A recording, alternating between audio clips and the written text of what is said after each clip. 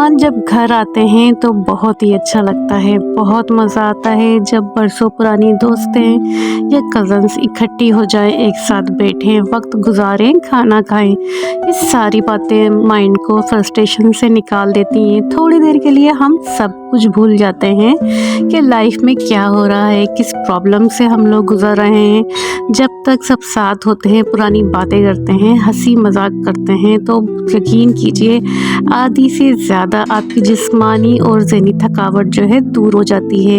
ये भी एक ऐसा ही दिन था, लेकिन उसके बाद क्या होता है, जब मेहमान आते हैं और जब मेहमान चले जाते हैं, उसके बाद ये होती है हमारे किचन की हालत। और जितनी भी फ्रस्ट्रेशन हमारी जनाब दूर हुई हुई होती है, वो डबल टिपल हो जाती है जब हम अपनी किचन की हालत इतनी ख़राब देखते हैं। तो ये भी उन्हीं में से एक दिन था। तो जनाब सबसे पहले उठ गई मैं सुबह, मैंने जब किचन की हालत देखी कि रात को बिल्कुल हिम्मत नहीं हो रही थी, काफ़ी लेट हो चुके थे, सब होकर जा चुके थे, तो फिर दिल नहीं चाहा बिल्कुल भी जाने का।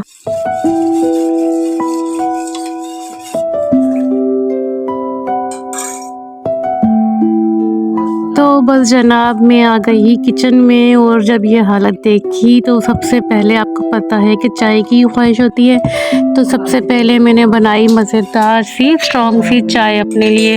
तो जनाब यहाँ भी बना रही हूँ चाय, उसके बाद मैं बनाऊँगी मज़ेदार सा पराठा, अपने आप को खूब एक्टिव करूँगी खा पी कर, और उसके बाद शुरू कर देंगे जनाब हम अपने घर के काम।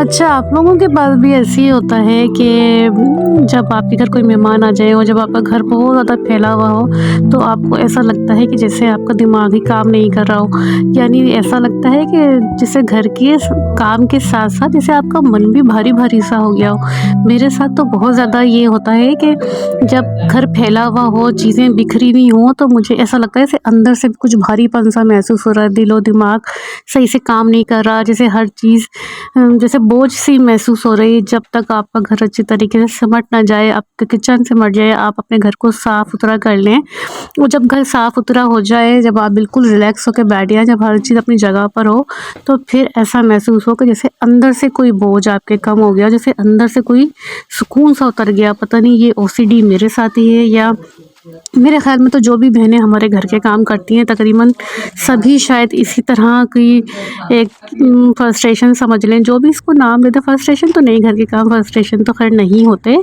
लेकिन शायद इसी तरीके से मेरी बहनों को भी घबराहट सी होती होगी जब तक वो अपने घर को समेट नहीं लेती होंगी।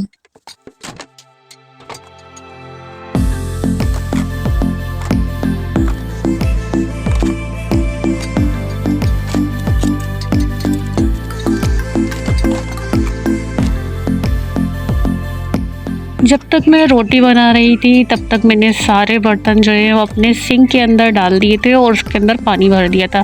पानी भरने से ये होता है, अगर आपके मसाले वगैरह या चावल चिपके हुए हों या कुछ भी इस तरह का चिपका हुआ हो आपकी डिशेज़ में, प्लेटों में, चम्मचों में, तो वो जल्दी से नरम हो जाता है जब आप पानी में बर्तनों को भिगो देती हैं। तो जब तक चाय बनाई, जब तक पराठा बनाया, तो जब तक मेरा नाश्ता हुआ, ये सारे बर्तन खूब अच्छे तरीके से पानी में भीगे रहे। पानी में भीगे रहने की वजह से ये बिल्कुल नरम से हो गए सारे, उसके जो गंद वंद था उसके ऊपर लगा वो नरम हो गया। फिर मैंने जल्दी जल्दी इस पर साबुन लगा के सारे बर्तनों को पहले एक तरफ रख दी। एक एक बर्तन नहीं धोती मैं, उससे बहुत ज़्यादा पानी का वेस्ट हो जाता है। तो सारे बर्तन पहले एक दफ़ा साबुन लगा के एक साइड पर रख दिए, और फिर उनको दोबारा सिंक के अंदर रखा, और फिर दोबारा जो है वो अपने बर्तनों को जल्दी जल्दी से वॉश करना शुरू हो गई।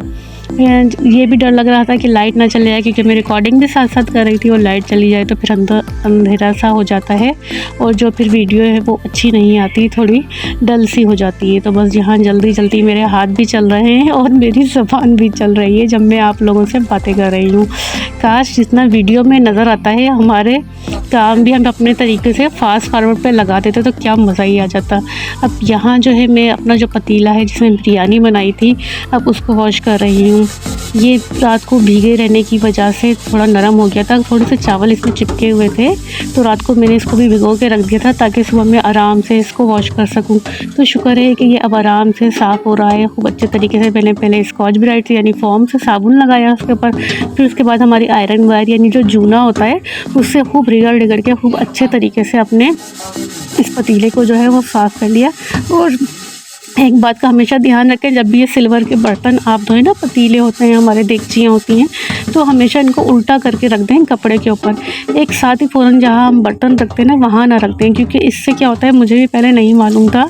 तो इससे जो भगोने का अंदर वाला हिस्सा है ना हमारा, जो यानी जो तह होती है हमारी भगोने की, उस पर देखिए निशान से पड़ जाते हैं। मुझे पहले नहीं पता था, मैं इसी तरीके से धो के एक के अंदर एक करके और सारे बर्तन रख देते थे।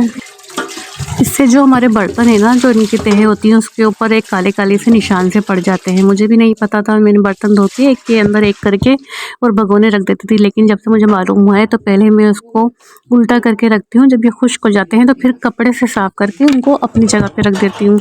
तो बस यहाँ बातें करते करते अल्हम्दुलिल्लाह हमारे बर्तन सारे वॉश हो चुके थे। अब बस सिंक को वॉश करना है। उसके बाद जो किचन है उसको एक दफ़ा अच्छे तरीके से वाइप आउट कर दे दूँगी, यानी गीले कपड़े से, पहले सूखे कपड़े से और उसके बाद गीले कपड़े से अच्छे तरीके से उसकी शीट वगैरह को साफ़ कर दूँगी। यहाँ जो है मैं सिंक को साफ़ कर रही हूँ, थोड़ा सा गर्म पानी भी ऐड कर देती हूँ मैं इसके अंदर। एक दफ़ा गर्म पानी में थोड़ा सर्फ डाल के इसको साफ़ कर लेती हूँ, क्योंकि जब चिकने बिरयानी के या कढ़ाई या कौरमा वगैरह के बर्तन होते हैं तो सिंक में भी एक चिकनाई की तह जम जाती है। अगर हम साबुन से साफ़ भी कर लें, लेकिन जब तक हम गर्म पानी से एक दफ़ा इसमें सर्फ डाल के आप इसको एक दफ़ा साफ़ कर लेंगे तो सिंक जो है वो साफ़ सुथरा भी है, और जो उसकी अपनी चमक है ना सिंक की, वो भी लौट कर आ जाती है। तो बस यहाँ पर सिंक मैंने जल्दी जल्दी साफ़ किया, और उसके बाद जो है मैं फिर अपने किचन का जो है एक दफ़ा उसके ऊपर किचन को भी साफ़ कर रही हूँ। चूल्हे के ऊपर, चूल्हे के नीचे, सब जगह साफ़ करना चाहिए ताकि किचन जो है ना वो प्रॉपर हमारा क्लीन नज़र आए।